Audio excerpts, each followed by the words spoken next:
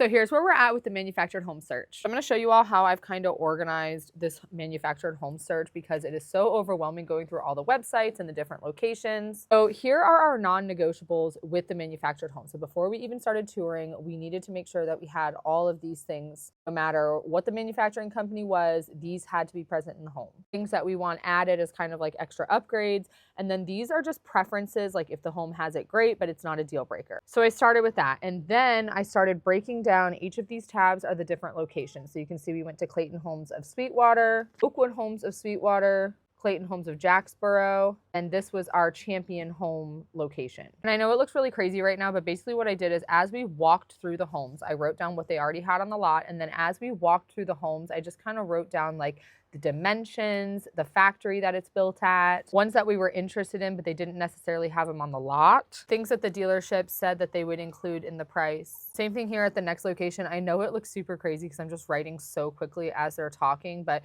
you can see I wrote little notes like this one has a den, I've got prices written down, that kind of thing. Now, one thing I will say is that as I was writing down all of these notes as we're walking through the homes, all of the salespeople were like, you know, you don't have to write any of this down. We're going to give you a handout with all of this information. Well, I'm so glad I didn't listen to that because when we got back to the office and they gave us a little handout, hardly had any information on it at all. It like showed the dimensions and not even options or anything like that. So I highly recommend bringing your own journal like this and writing down everything while you're in the home. So after we walked through all the homes, which I'm going to show you all that video footage in a separate video, we finally narrowed it down to like our top 3 or 4 homes. And then I started some new pages in my journal for those 3 or 4 homes, which I'll show you here. Okay, so these are the homes that we've narrowed it down to. And what I did here, I just wrote the name and the dimensions and then basically just like the different specs, right? Like the bedroom options, if it has a pantry, the size of the master bedroom. And then here are some questions that I still have about the home.